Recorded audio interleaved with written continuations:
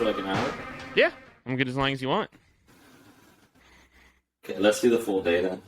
Yeah, for sure. I'm down. Damn, man. I'm Fuck going to it. do a little intro for you just in case people don't know, because people don't know either one of us, really. More Not people really. don't know either one of us than do know us. Yeah, You're Reilly Porter. You I am. do a whole bunch of odd job stuff, I'm going to say. That's not your title, but I'm like slowly throwing enough stuff at you. You're like, dude, I got to figure all this out. So you're like the right-hand man, I'm going to say. That's the title I'm going to go with. You're helping with so much of the back-end stuff with me, and you've made a lot of this online stuff possible for me. So you're also the Accelerator Program mentor. Yeah. Interesting things about Reilly. He loves hardcore, and he would prefer to do a single-arm farmer's carry over a burpee. Yeah, I would. I love that shit. I know, man. I feel like my my resume, now that you're like talking about what I do, I feel like it's like a receipt at the pharmacy. Just long. Just like, what does he do? He does a little bit of everything. Yeah. You're like, shit, what did I buy here? You're like, well, it's easier if you just, you can get the after product and I'll end up showing you everything. Yeah, I'll tell you what I don't do. Dude, that is hilarious. Like a receipt. Yeah. Man, that is 100%. You need that as like a tag or something. That's really funny. Actually, yeah, that's gonna be the Instagram bio. I'm gonna switch that up actually, like after, because it got me thinking about that. That's super clever. Man, I was even thinking about this, like, so I had a friend call me the other day out of the blue, just catching up, and he's like, "Have you heard of this guy that does all this certain training with knee range of motion, and he has this specific emphasis on training and this specific methodology, and he's been on Joe Rogan, and he's been on Mark Bell, and he's been on all this," and I'm like, "Yeah, I totally know who you're talking about." So he was like, "What do you think of these methodologies?" And I was like, "Okay, so you're talking about the knees over toes guy," and I was like, I've seen some of this stuff. It's all great. And he was like, do you train like that? And I said, the interesting thing about this is a lot of his methodologies I learned from a chiropractor that taught a course like 9 years ago. It was like one of the first courses I ever took. Really?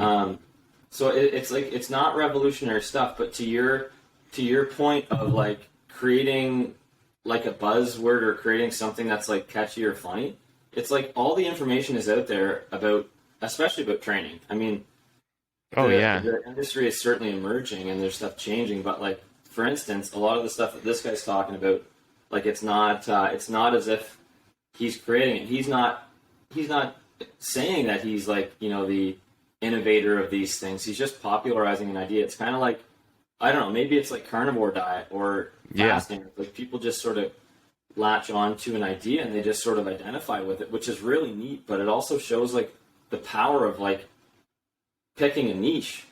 Yeah. Oh yeah, and it's branding too. Like I was looking at okay, are you familiar with Osho? And well, you know Wim Hof method. Okay? Yeah. Like, the rapid breaths. If you ever watch like Wild Wild Country on Netflix, I really liked Osho. I've liked Osho for a while. Read a few of his books and shit. And he used to do those breathing techniques, like the ones that like almost put people into like seizures and like those weird euphoric states. Like he was doing that forever, and it's like Wim Hof is just commodifying it in a different way. And he's doing the cold exposure. It's like what are those certain little tweaks that make your strategy work, right? And it's kind of just the packaging of it at the end of the day. And like certain things are going to work for different types of people, or like have you gotten into raw meat experiment yet on Instagram? No, it's not an account I follow. Okay, well, it's kind of gross, but it's also kind of funny. This guy like just does raw meat, raw eggs, and he'll go into random like food courts and just eat it. Like it's just weird, but it's all like grass fed, and he's like, cleaned up his skin, and like it's crazy what it's done for him. And I'm not saying I'd go eat raw meat, but it has, and he was on Mark Bell too recently, and it's like talking about these like old ideas that people have been doing for a long time, but it's like repackaging it in a really digestible way makes things so much easier, right? I think so, man. I think that might be what it is. Is Yeah. that what it is? Like it's just like, here's an idea. Yeah, and like, yeah, and it's weird enough. Like thinking about ad strategies and like I'm thinking about ad strategies now. I'm like, everyone has these like weird.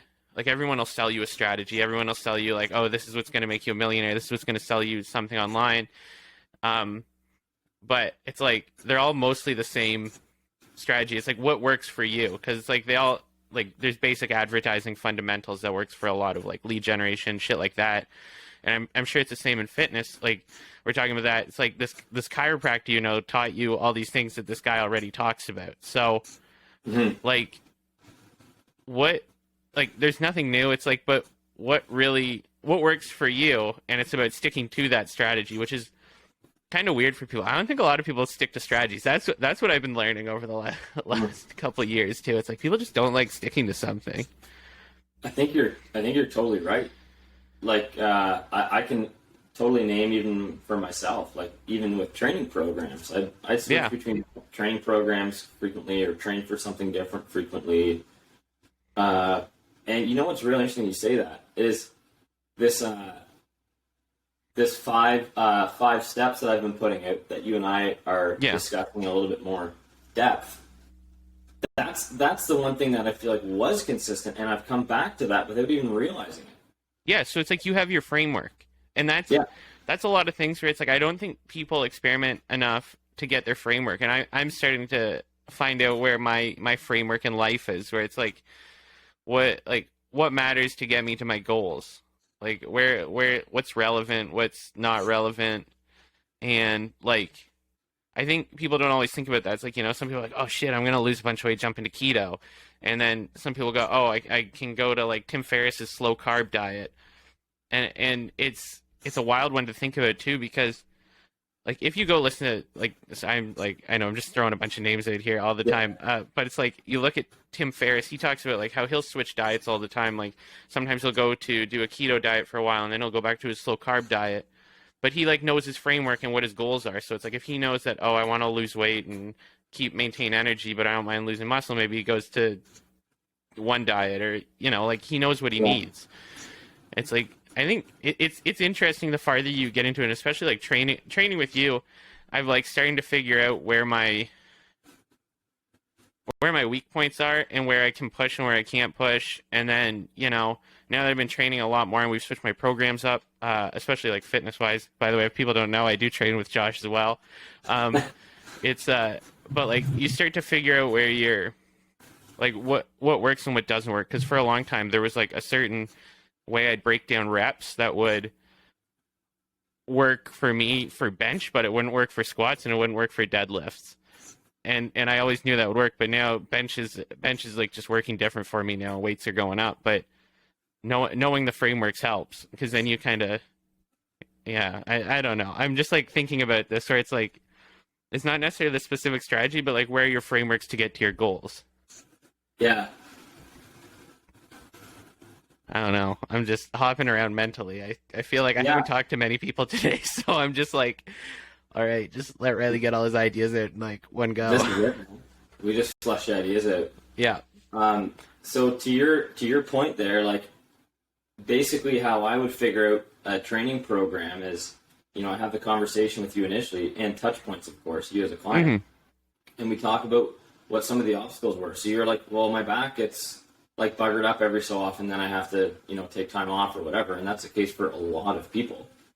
So like that was an obstacle, and that's the second step in my 5 steps. It's like figure out a goal. So that's, one thing with you. It's like, where do you want to go? And that's a natural conversation with anything. It's like anytime you talk to anyone you hire or coach, even anytime I talk to you, you need to know like, well, what direction are we going? So I know how to help you.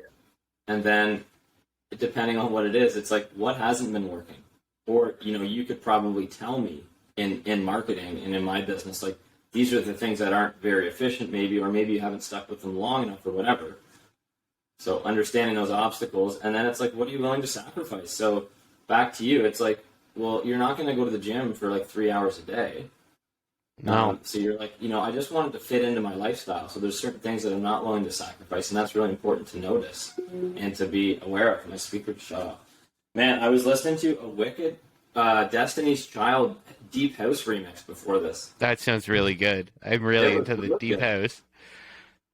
Dude, it was sick. I just popped on because the speaker reminded me that it was playing. It was great. I'll share it after. Oh, good, please. Yeah. Millennials, man. We need those remixes of the early 90s. I love anything house, drum and bass. I love rave music. Yeah, it's sick, man. I love it too. And then just to finish my point, so it's not totally zippy, or I'm not too buzzy. Then it's figuring out where you are now, right? So like for you, it would be like, what can you squat, what can you bench, what can you deadlift? Where do you think your back, like where is the tolerance of your back, right? If that's an issue, and then it's like cool, like let's develop a strategy. Yeah. I mean, and that's so simple. You're like, obviously, man, like obviously we need to go over this stuff, but it's like that's the framework. Yeah. That's my framework. Yeah. It's an interesting one too. Like I think even specifically where it's like right now, it's like if I can balance fitness into my life without it being like, because I used to be like a 3 hour a day gym guy just because I needed something to do. Like it was like in university, I just need something to break up my day, so I just go bum around the gym for a while. But yeah, now it's like we're working all the time, so it's like how are you going to make it work? And now the gym doesn't feel like an interruption because like Mondays are always like long days, like morning till bedtime pretty much work, so it's like just dip off in the afternoon for 2 hours and do my warm-up and then hit the weights and then come home, and then Wednesdays cardio, and then Fridays whatever, and I'll throw yoga or whatever, go for some walks or whatever, and it's like it doesn't feel like an interruption. And especially with diet too, I like switching up diet was a hard one.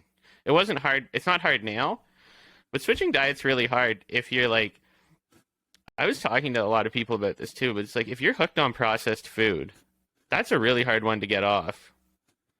And I don't think people realize, like, obviously nutrition's different for everyone, but it's like, I don't think, like myself included, didn't realize, like, how unbalanced your diet is until you kind of do it. And then it's like, I don't think people realize either what affects their moods as much as they think it does. Like, if that sentence made sense, So you're saying you think, like, overall people don't have maybe a great awareness of what affects their food? No, because like there's people I know, and like myself included, I can only, like, if I'm gonna have a lot of carbs, they have to be at the end of the day. Like my morning has to be protein and fat, and then like either fruit or vegetables in the morning, and maybe a little carbs, like a slice of sourdough bread maybe.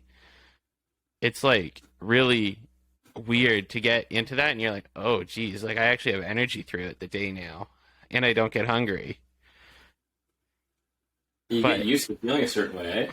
Oh yeah, like because before it was like just insane brain fog midday, and now it's like I can work that out in about 5 minutes. Like if I just like refocus on breath, and it's like it's not unbearable now. It's like, oh, drink some water, get up, go for a walk for 10 minutes, and then come back to it. And it's like, oh, I'm fine. And it's like, it's like alcohol too. I cut alcohol mostly now. Like I'll have a drink here and there, but like that messes with you so much too. Yeah, it does, man. I agree with that. I agree with that totally. I don't know what it is. I think it's a sign of maturity and just taking kind of ownership over your life too, and be like, I'm the leader of my own life here. Like, I need to make these decisions if I want the change. Yeah, the alcohol is a big one, and so is processed foods. To your point, like, it's really weird. Like, so many things that are everyday ideas that are sold to you that it's okay, but you realize how much it's slogging you down. Like if I stop drinking for 2 weeks, almost all my joint pain goes away. Like I don't get sore after workouts. Like it's wild. Like if I have 3 days where I have like 2 beers a day, where I'm like, just visiting, like, going to the bar to meet people, like, meet fucking friends or whatever, and you just like, you wake up and you're like, you just feel like you got hit by a bus. It's weird. Yeah, I'm wondering what that is, because like there are lots of studies, and I don't even know the legitimacy of the studies that shows that, like, well, we've all heard like moderate alcohol consumption is associated with like increased cardiac health. Yeah. But then there's also some studies I'd want to dig into them to show that like moderate alcohol consumption is supposed to lower inflammatory markers. So I'm like, Yeah. but like I've never felt like better from even a low alcohol consumption diet. Like, No. it's And either like take it right out or have it less. Like still just decrease it. yeah, like I know Michaela Peterson. I don't know how much you follow her, but she like pushes carnivore diet big, but she can only drink bourbon. That's like one where I'm like, obviously like I don't have like autoimmune issues or anything like her, but it's like obviously that seems to like carbs and like having a really sporadic diet really affects that, but it's like she can only drink bourbon, and I'm like, that makes sense. I can pretty much only go like distilled liquor if I want to not feel anything the next day. Oh, really? I can't like go like on a bender, but I can have like two drinks and I'm fine. Interesting. That's man, that's really good awareness. I don't know that Yeah. I don't think I have my liquor down to an understanding, and mainly because I don't experiment enough. Yeah, I don't know. It's just I don't know. Like wine just wrecks me, and I love wine, but you know, it's whatever. That Maltese blood, man. Yeah, yeah. Just want to. Yeah, I just like wine, but bourbon, whatever. I could settle with bourbon. Can't complain about that. And bourbon's really good, actually. Oh hell yeah. Yeah, I went to a buddy's place in the men's group the other night, like maybe 2 weeks ago, and I brought a bottle of scotch over that I had as a gift, Macallan's. Mm-hmm. Yeah, scotch. Or do you drink scotch at all? I like scotch too. Yeah, I figured you did. So this is like a nice bottle of scotch. So I just brought that over because I didn't want to come empty-handed. And we had an old fashioned, and I haven't had an old fashioned in like quite a while. Yeah. And what was the bourbon you had? His Maker's Mark. Maker's Mark, yeah. Yeah, that's good. I like Dude, that bottle. so good. Yeah, it's The cocktails are I don't know if they're underestimated. I might be totally up to lunch with that, but to me, they were underestimated. Like how nice it is to have like one cocktail. Yeah, I think like the classic cocktails, if we're talking about them, it's like you got like the ones that are like the majority of them is just liquor. Those are the ones that are the best. Like they just amplify the already really good flavor profile. Yeah, It's great. yeah. Do you like martinis? Because that's another one that would be. Surprisingly, that's not a drink I really drink. Like I should try them because I really like vermouth and I really like gin. I don't mind vodka if it's good. Like you know, I'm not opposed to any of the ingredients in them, so I probably should drink them. The glasses just seem inconvenient to me. Yeah, they are, man. The weirdest shape ever. It's like I feel okay with a normal glass. Like I have the dexterity at this point. Yeah, like I have a hard enough time with anything with a stem, so it's I don't know. You're used to gripping a barbell and like torquing it, and then to hold like a tiny little glass. Yeah, it's not right. You know, have you had the Black's Distillery gin? Yeah, I think I had a little bottle of it. I really like it. It is unreal, man. Yeah. When you get into gin, it's like that's a weird world too because you're like, oh man, gin. Like it kind of like I don't know. The Queen drinks that shit, but now I think so. I think it's gin and champagne, not mixed, but I believe those are her too. Her two beverages. Yeah, you'd have to. That'd be a high stress job. Like, not that that's the best way to deal with stress, but at that point, why not? Like, you're like 85, just go full send. Have a nice cocktail if you're gonna, like, I can't see her cracking like a Budweiser, being like, what a stressful fucking day that was. No. Yeah, that's not the way to do it. Yeah. Not put back a 6-pack of tall cans and just like fucking fall into bed. Can you imagine that? Oh man, like paparazzi of the Queen, and she's just drinking like friggin' Blaze or something, like just some shitty torquey Canadian beer or something. Wow. I'd have a different respect for it, to be honest. Yeah, it would be. You know, well, it's good she's enjoying that. Who knows? Dude, there's speaking of like shitty beers and that, there's a guy on Instagram, I don't know his name, but he's like you know, we're talking about this niche, and he's going hard on like Bush beer. He talks about like how to train like and drink beer, like how to have them both in your routine and diet, and he like I don't know if he actually is sponsored by Bush. Like Busch is a pretty shitty beer, right? Yeah. And like he just fits the niche. He dresses like he's like an '80s dude, like has a mullet and wears like '80s fashion, and Yeah. he's pretty jacked in that. But he talks about like his niche is like talking about how to integrate drinking beer into your macros essentially. That's really interesting. Well, Have it is you- too. Like, yeah. Have you ever seen that beer? Like, I've been looking for the recipe for a while. I'm sure it's easy to find, but like the monks that would go on fasts and all they'd do is like they'd make a specific beer that was high in carbs. Like, No. and that's all they'd do, and they'd like that's how they just drop like a shitload of weight on it. But obviously, that's what would happen because fasting will do that. But like they'd brew the beer, and that's all they'd sustain themselves on for like 30 days. No, I don't know about this. It's pretty interesting, and then like I don't know how true it is, but there's like I don't know, some indigenous people in Mexico, and this was like I don't know, like 1,000 years ago or whatever, and they were known for being ultra runners. You're talking about the Tarahumara. Yeah, and they'd have beer before, or they'd make Right some here. sort of corn beer. Yeah, That's the book. Man, this book is unreal. Just Yeah. a side note. yeah. So I'm curious about how like what you could do to have beer work into your fitness routine, because that's a pretty interesting way to look at it, because aside from the inflammation you'd get from the alcohol, it would in theory work pretty well to like provide a lot of carbs for energy, right? I mean, yeah, from a macronutrient level, yeah. That's- It is interesting just to like nail it in the head and be like, people are going to drink beer, so I'm going to talk about how to integrate it. yeah. At the same time, like, you know, alcohol has been around for so long. Like, I haven't studied alcohol, but like, you know, you and I both know from like an anthropological standpoint, it's been around for a really long time. And it's like, I think it can be a really important like culture aspect. Like, it's a great way to like celebrate or create community or to, I don't know, integrate festivities and shit like that. Like, I don't know the last time I used the word festivities, but Yeah. like just to bring people together more and like, yeah, celebrate. I think it's pretty important, to be honest. I don't think going to the bar is important No. per se, but like alcohol is not just like purely a stress coping mechanism, right?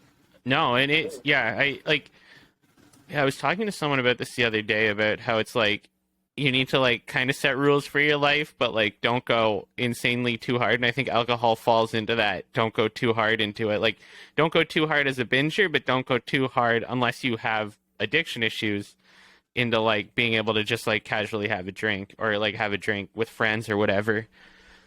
That's fair. Like how Yeah. it's kind of like there's a place for it for almost like a lot of substances. I was thinking about nicotine too, because I was listening to this interview with Aubrey Marcus. I know this hops off the alcohol thing, but it got me thinking about nicotine.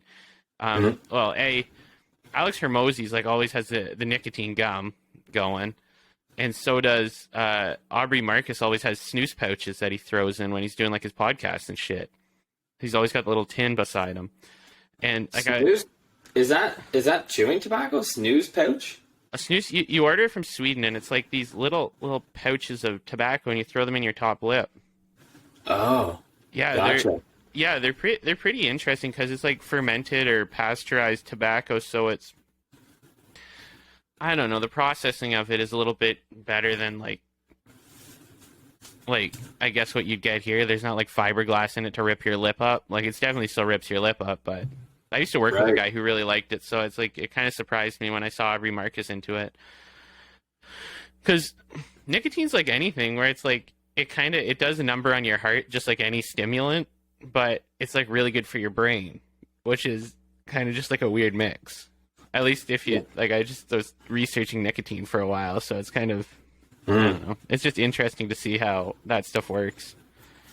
I guess it's important to like differentiate nicotine from cigarettes because cigarettes yeah. are nicotine plus 150 other fucking chemicals. Oh yeah, and you light things on fire. There's like carcinogens in just like the smoke. Like there's Yeah. a million other things, and you're taking anything into your lungs. It's just messy. But that is interesting. There was a actually, back to sort of combining these. I remember going into a gym in Peterborough one time. This is pretty funny. I was looking at, I'll just keep the gym name absent just in case this is an issue or something. But I remember walking in to look at some equipment, and there were some guys powerlifting and just like hanging out being social, and they were having a beer like in between sets. Yeah. And I was like, fuck, that's cool. Like, I never would have thought that. Like, they weren't, there wasn't like a pile of cans or anything, but they were definitely having like a social beer or two or something like that.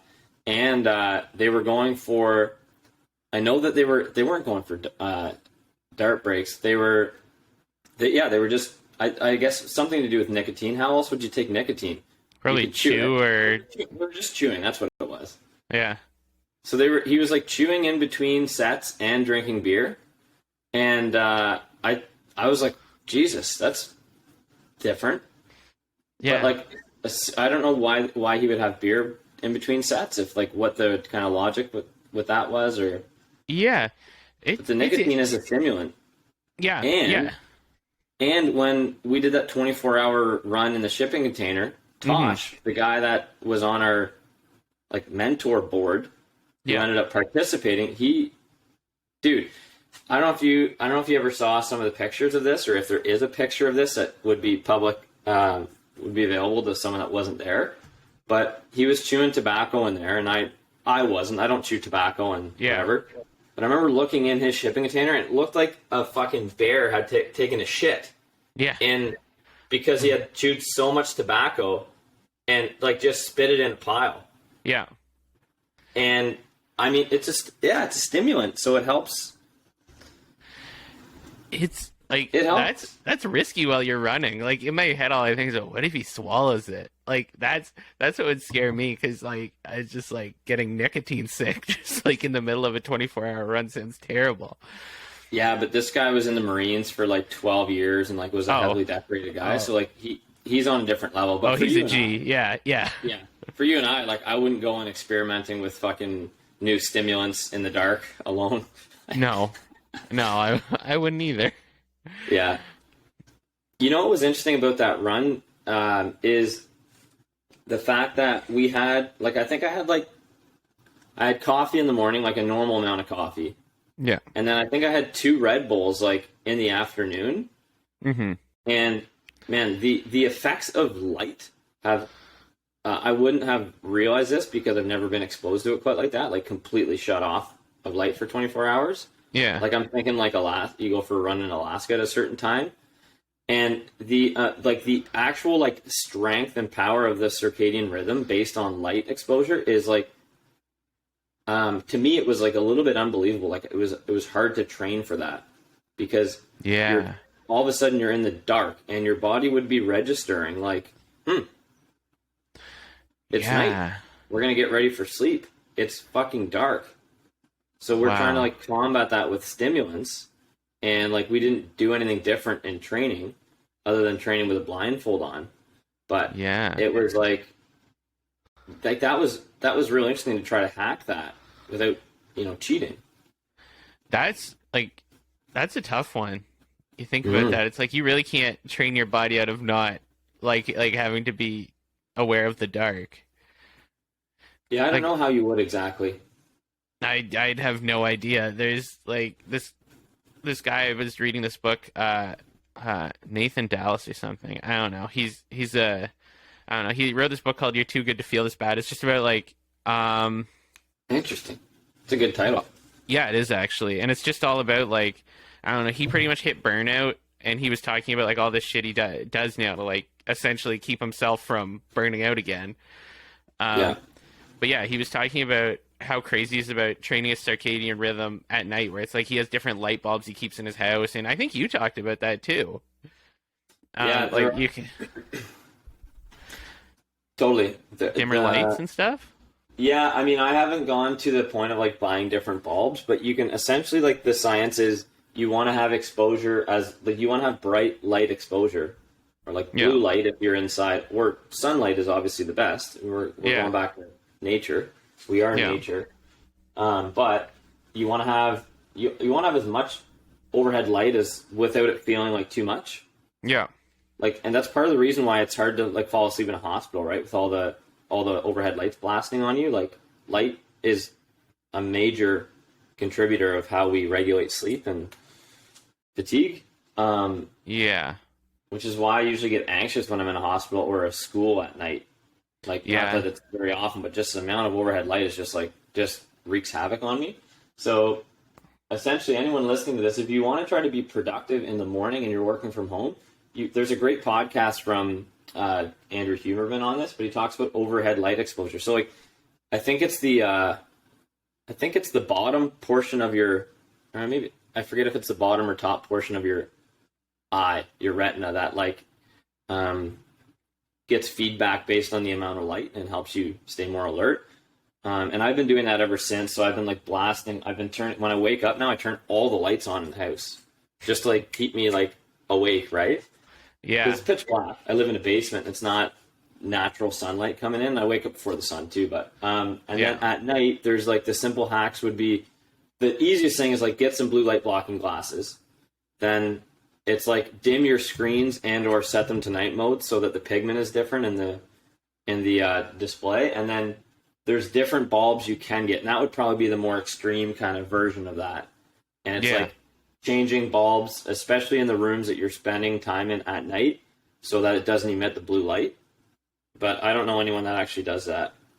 It's honestly, like I've been tracking my sleep with this like my Whoop band, and I've been like I've just put my phone away at night now. Like I just put it away like 45 minutes before bed. I just throw it on charge in my office, and my sleep qualities went up like a ton, like a lot. Just my phone. Like I'll still might watch something on my iPad or whatever for 10 minutes, but like, or I might watch something on TV. But it's like the phone is the worst. I think it's so close to your face. So you Like, notice a difference. So all you did there is just moved your phone out, so you're not on your phone at night, but you're still watching a screen?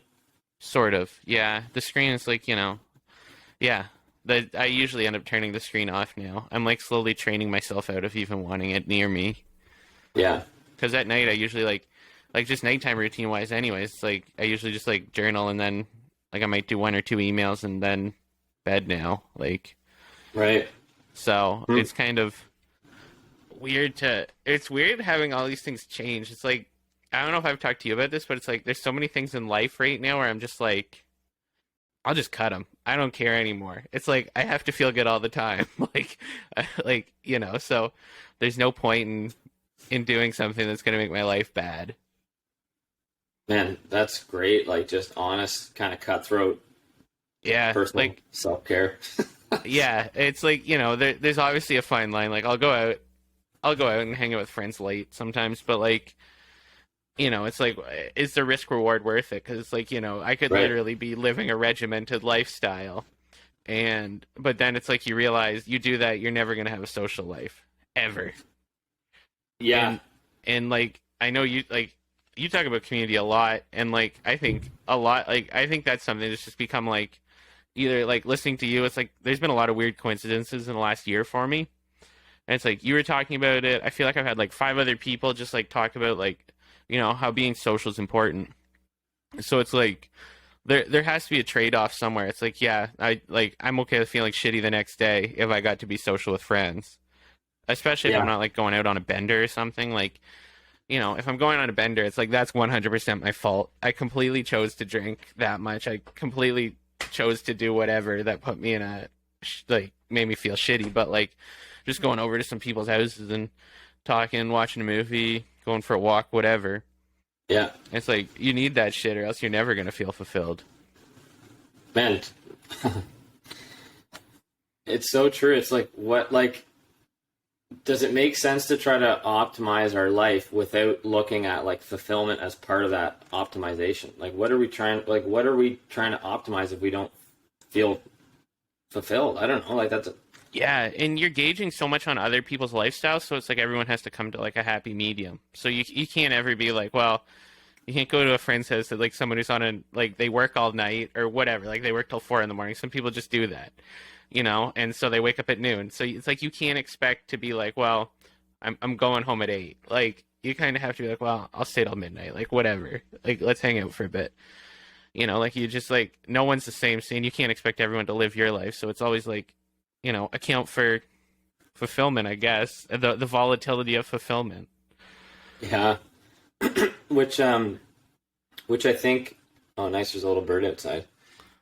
I think in some ways that we can look at fulfillment as just well-being too. Like, Yeah. right? There was this really simple survey. I listened to this podcast. I forget the woman's name. Her kind of thing was looking at wellness in terms of, or what did she talk about? She talks about burnout. She talks about energy. I think it was like the seven. Maybe it was like the seven different ways to restore, and like social was one of them. Spiritually was one of them. Yeah. Sleep was one of them. Yeah, recovery. Maybe it was the 7 different types of recovery, and it was a more holistic and like zoomed out approach. But like being social was one of them. Like, so I kind of think about, I'm like, I don't know, man. We don't even know when we're gonna die. Like, Yeah. you can't just say like, you know, I'm gonna train for this, and then, you know, I'm gonna do this so that when I'm fucking 80, like I can have this life. It's like, dude, you might be gone in 3 weeks. So Yeah, you get hit by a fucking bus. yeah, like maybe don't go on pure benders. Like maybe don't, Yeah. again, like stay sort of on the straight and narrow as you're saying. Like don't go too extreme about it, but like, you know, maybe just try to enjoy what you're doing. Yeah. Yeah. Yeah, what was it? Probably about 2 months ago, I bought this book based on like an Aubrey Marcus recommendation called was it The Way to Love by Anthony DeMello. It's just like a lot of his thoughts from like meditation and shit. There's one chapter called Men of Violence, and it talks about just like constantly trying to push for the next level, trying to make more money, trying to like whatever your goal is, and like all you do is you want to be better. But it's like you're never gonna get there. You're always gonna fail if that's your only goal. So it's like that's kind of what got me thinking. It's like what's the point of it all? Like where does it really matter? It's like you want to do really good at be really good at what you do, but you're never going to be fulfilled. You're never going to feel good if that's all you put your mind to. You know, like in the last month, I've just started to like, you know, you set boundaries in your business, you set boundaries in like friendships, you set boundaries anywhere.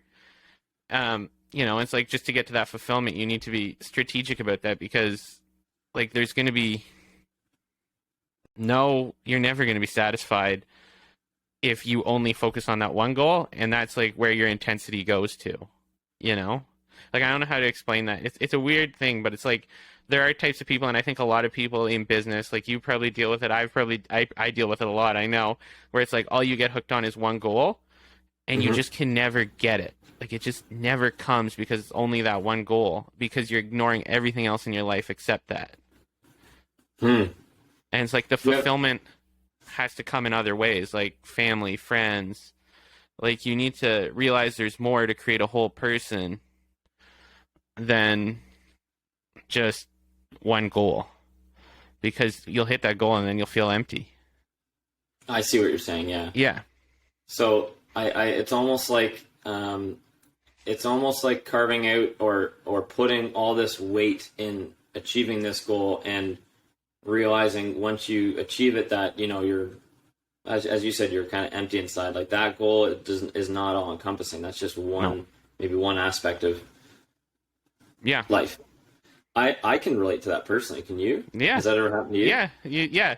You realize you get somewhere and you go, what's the next thing? Like, I don't know. Like I know I was excited about trading crypto 2 years ago, and even 4 years ago or 5 or whatever, whenever I started, 2017, and then I got back in 2018 or 19 or something. I did well, and I thought I'd feel excited and happy that I did well, and I just saw it and I was like, this is fine. It's like, I don't know, and I know Derek from More Plates More Dates was talking about one of his affiliate people, like a fitness kid, and the kid does $500,000 a month in like affiliate dollars from him. Like he just makes a shitload of money selling the gorilla supplements, and the kid's like, I should be happy that I'm buying like a Lamborghini this month and I'm 22. I'm just stressed out going to buy it. Like he's like, I'm just not happy about it. Oh man, what a big conversation, eh? Like I feel like this is something a lot of people face, maybe multiple times. I've faced this too. This is something I'm writing about in this second book I'm putting out. And a part of what I reference is this book called The Second Mountain. My buddy RJ bought it for me. And have you heard of that book? No, it sounds cool. It's really cool. And like the title is so good for it because you can think of like, okay, second mountain. Well, there's a first. And like, that's exactly what this book is about, is essentially in life, we generally aim towards, maybe I'll use this hand because that will make more sense to you. So in life, our kind of initial major goals are on this first mountain. And they're generally things that we think are, important for fulfillment and, are the most gratifying. And when we get there, there's a sense of emptiness. Mm-hmm. So, and then after that, we dip into a valley. And then a lot of us will come out the other side, maybe, I don't know, years later or decades later or months later, I don't know exactly. And we work towards this second mountain, which is a more deeply fulfilling, more like human, more gratifying, more human is really the way to say it, because it's about helping people and it's not about money. Like this first goal is generally like, more materialistic. Yeah. And the second thing is like more deeply gratifying. Yeah. Connective. So I talk about that because I've fallen into that too. And when I was reading this book, I was like, where am I on this? And I think when I was reading it, I was somewhere in the valley. I'd already peaked, so to speak, based on this analogy. Yeah. Where I was like working really hard towards, and I talk about it in the book, where I was going for a top trainer at Good Life. Yeah. And it was like a moment. So I end up, I earned that or I won that top trainer of Good Life. And then, I mean, it was good, but like, to be completely honest, there was probably like, if I'm being completely honest and like really accurately reflecting, there was probably like a peak of like 45 seconds where I was like, holy fuck, man, I can do anything I want to. Yeah. Which I think was really important for confidence. Yeah. But that was like a full year spending like on, as you worded it, like really intensely focusing on something, like becoming obsessed over it. Yeah. Like truly. Yeah. And then getting into this valley and realizing, like, I don't want to just try to do that again. Like, that's not going to be fulfilling. Yeah, and you realize, like, to get there, it's like, you're like, I probably burned some bridges. Some people are probably annoyed because I canceled last minute. Some, like, it's good. I can do it. Yeah, but, like, now it's like, how can I essentially save time to focus on what's super important to me? Like, my business is important, really important, and you want your clients to be happy. You want to make sure everyone in your life is, like, well, in your business life is supported, but it's like, how can I do that? But then it's like, I also need to make sure I look after the people that are important to me and the things that are important to me. Because like a year away from hobbies, a year away from going into dinner, a year away from like not drinking kind of could be, it's like you just feel there's nothing. Yeah. It's lonely. Like I had a mentor tell me, he's like, it's lonely at the top. He's like, he's a top producer in commercial real estate. And he's like, I take the subway alone in the morning and I come home alone because I make my hours because I'm in before everyone and I'm home like probably later than everyone. He's like, and it's like, yeah, that's fine in business, but it's like after, it's like you got to make sure you have your boundaries from there. It's like there's a fine line.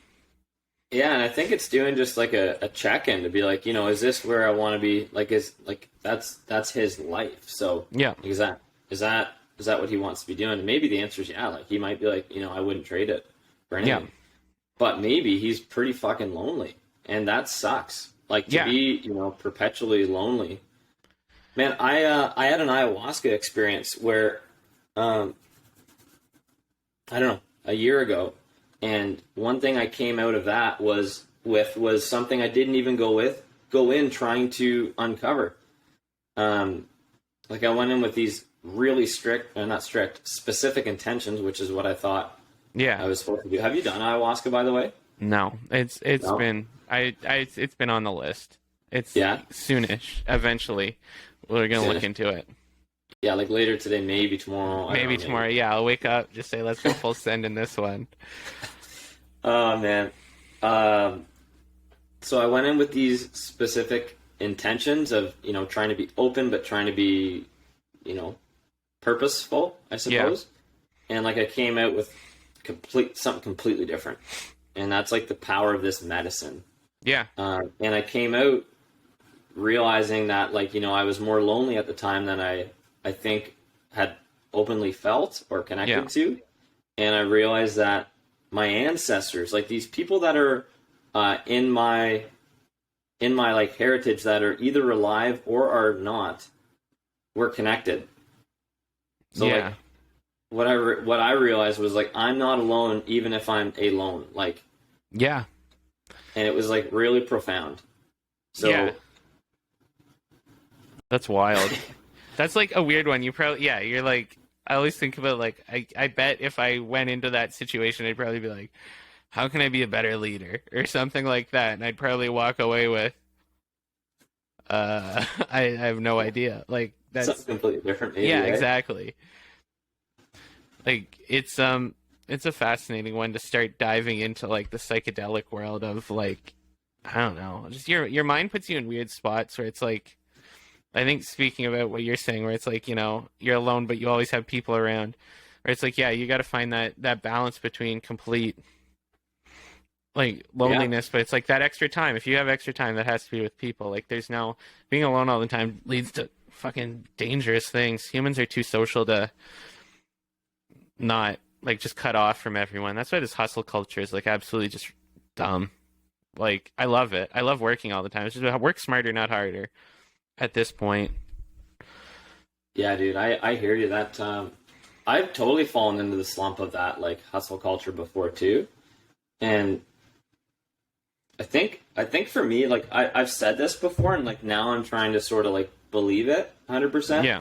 And it's like replace work harder or replace work smarter with just be intentional. Yeah. Yeah. It's not revolutionary. It's just like a phrasing. It's like a different phrasing of like you like in this moment, what do I need? Like if I'm really lonely and tired, like do I need to like work smarter? It's like maybe I need to be intentional with something else. It's almost just like live if you can have more self-awareness, like that's going to trump working harder. Or that's my thought anyway. I yeah, I think so. I think just being conscious of your own existence is probably important. Like, I don't know. There was a point where like it occurred to me a while ago, like, I don't know, maybe 6 weeks ago. And I put this post-it note on my desk where it says, am I present or am I stressed? Or like, what's going on? Because like this hit me a while ago. Like I was like I just get hit with these brain fogs. Like I get blocked up, overwhelmed, whatever. And then I was like, this is like I don't like this diagnosis at all. Like I have my own opinions on that, and I don't want to dive into this too far. But so I have like ADHD, and I was like, I frankly I don't really. I'm like I could probably change my diet and work out more, and I probably wouldn't notice it. But anyway, so I like I've always had like a pretty good diet. And I'm like, but okay, so it's like that makes sense why I'm feeling overwhelmed. So it's like, so how can I deal with that? It's like I just have to step back for 45 seconds. It's like you can't. You need to be like understand where you are and where you're at in the world, because like if you're susceptible to having like being like overstimulated with 5 or 10 things going at a time, like just don't exist that way. Like just say you're going to do one thing, and sure you might piss someone off because they're going to get something late, but it's kind of like you want it done or right or wrong. Like I can do a lot of things fast but not very well. Dude, I think you nailed it. Like I don't know how to say it better than that. It's like you're basically just saying you become self-aware and like include check-ins with that and take ownership over the check-in. Like if you're feeling like overwhelmed, like you don't have to live that way. Like that's not like there's no one that's saying like that is your life. That's just No. what you're experiencing in that moment, and you can change that. And like I experience that sometimes too. Oh yeah. It's like it's It's on me. Quit looking yeah. at a screen. Like go outside for 5 minutes. Like things are fine. Like Yeah. do anything else in what you're doing, and you'll probably be better. There's a lot of powerful tools to change mindset. Like holy shit. Like man, Let's talk it's about some of these. That would be probably pretty cool. What are honestly. some things? Do you have anything? Oh Like yeah, dude. you work in an office most of the day. You work on a Yeah. computer. I mean, a lot of us do. I'm technically in the same realm as you. Yeah. What are some things you do that when you're not feeling optimal, you, what are some tools? What are some takeaways? Sunlight. Honestly, sunlight's key. Just go outside. Don't get rid of your phone. Hands down, take Instagram off your phone. Same with Reddit. Take everything that's going to distract you or get you overstimulated off your phone. Wherever you can access it quick, don't do it. That's the key. The Instagram had to come off my phone too. Reddit's gone. All of it. My phone's literally a calling machine, an email machine now. That's all it is. Gotcha. Yeah, I looked at my screen time. It's down from I could spend 4 hours a day on Instagram easy. I think I spend maybe an hour and 20 minutes on my phone in total now. Whoa, man, that's great. Yeah, it's fucking nuts. Yeah. So I'll throw Instagram back on to check metrics and stuff, but I usually delete it after about 15 minutes. So yeah, it's a pain in the butt, but keeps you from getting in trouble. That's a cutthroat self-care practice. Yeah, I don't know. It's but regardless, just getting outside or focusing on your breath. Those things are two things that'll really help. Or step back for a minute and just start writing what you're thinking, and then you realize how stupid the shit you're thinking about is, and then you go. You do that? Yeah. I have so many Post-it notes everywhere, just of what I'm thinking about in the moment, and then I go, this is just ridiculous. I like that. I like that idea of the sticky notes. Yeah, when it's written down, you realize how stupid your thoughts are. Or really smart, and you're like, well, that's good. That's out of my brain now. Just post it in the journal, and I'll write about it later today. Right. Yeah. It's because a lot of times, in this one Osho book I read, he's talking a lot about your thoughts being like a river. They should just be flowing by. You shouldn't really stick to them. So how do you keep your thoughts fluid, your feelings or your anxieties fluid? At least that's what my perception of what he wrote was. So, keeping things fluid. Everything has to be like a river. Yeah, I mean, that's probably a pretty good analogy, just with, the fact that you're referencing nature, which will always win. It will always be there. Yeah. So it's triumphant. And there's something, I don't know, just like what water represents. It's it's ubiquitous, it's flowing, it's free, it's yeah, dude. I don't know, it's energy. Yeah, it's everything. It's fucking a great analogy. Yeah, and those thoughts can get kind of caught in the side and a little bit. They might get jammed up in the rocks, and you got to think about how to let them loose. Yeah. So it's I don't know. It works kind of well. It's all about perspective with most things, because that's what blows my mind is it's all just friggin' perspective. There could be something I could be just couldn't figure out in my life for months, and then someone goes, "Oh yeah, you just got to think about it as I don't know." They just throw some weird perspective at me, and I'm just like, "Oh wow, yeah, that's not a problem anymore now." Yeah, yeah, that's the power of community too, and just being social. It's sometimes it's just getting the shit out of your head, and sometimes it's nothing, right? Sometimes it's just thoughts. It's cool, all right. Yeah, exactly. But another tactic is, if you have time, go to the gym. Hardcardio always works. 100%. Yeah. Yeah, that's a. Well, obviously, I agree with you on that. Or get into a fitness routine of some sort, whether it's doing 5 minutes of yoga a day or. The stretch. Getting fit has become so accessible. It's always been extremely accessible. If you have a body, you can do something. Yeah, and most people live near a school, so there's the playground they can hop on, the jungle gyms. You got somewhere to do chin-ups at least. Yeah, no, it's true, right? But I'm even thinking people that are not totally able-bodied, or people that are severely overweight, or people that are chronically depressed or totally alone. It's it's still fitness is still something they have access to. You can raise your arms over your head, do that 20 times, and pretty much anything. That's a beauty thing, man. Mark Bell is talking about, it's the same thing, and he's not revolutionizing this, but he's a record-setting power lifter, and now he's talking about adding in 10-minute walks a day, and it's most of us are capable of walking. It's a But it's game like, what does changer. that walking represent? Yes, it's calories. Yes, it's steps. But it's like also it's outside exposure, and it could be sun exposure, and it could be like not being on your phone, and it could be like paying attention to nature, and it could be like clearing your head, and it could be like seeing other people, and Oh it yeah. like it's all of these other things. It's not about the fucking walk. No. It's yeah, Like there's like fitness isn't like exercise for a lot of people isn't about fitness a lot of the time.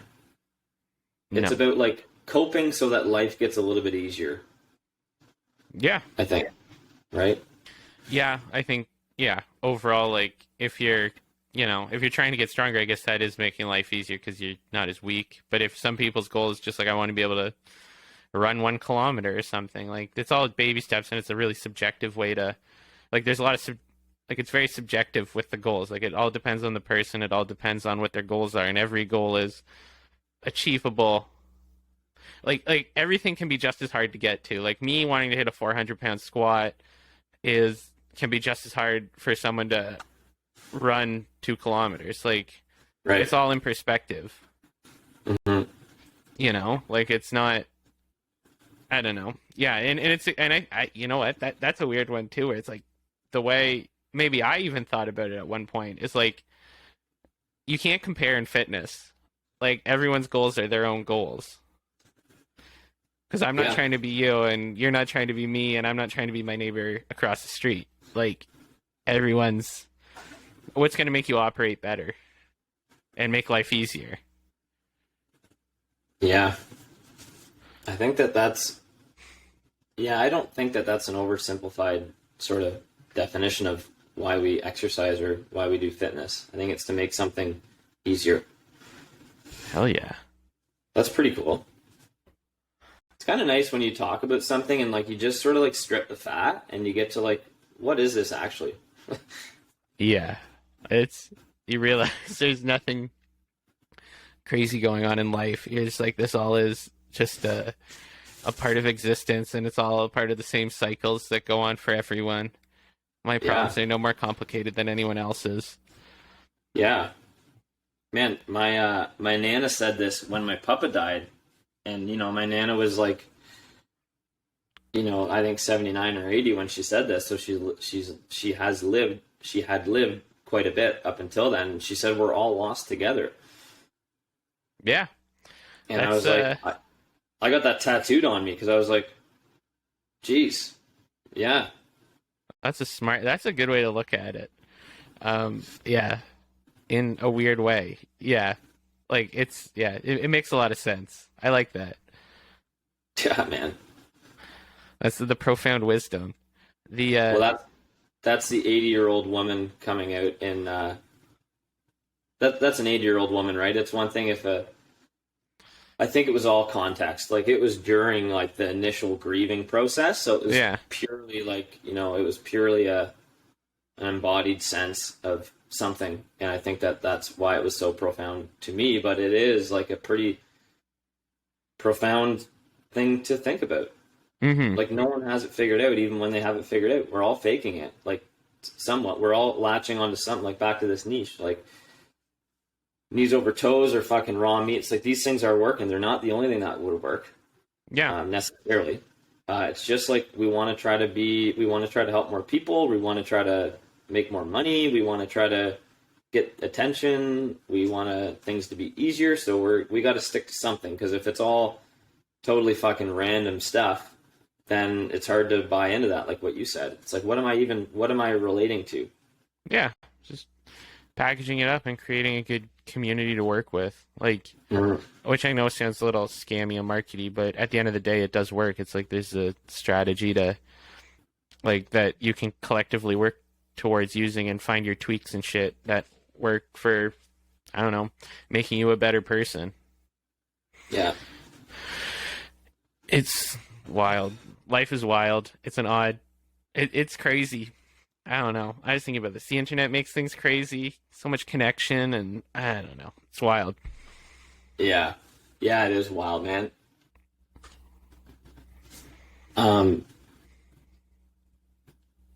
What do you think? Does that Like feel good? about life or what? No. I'm just gonna casually slide that question in there, and Yeah. no, I like. Does that feel good to wrap it up? Oh yeah, I think we're good.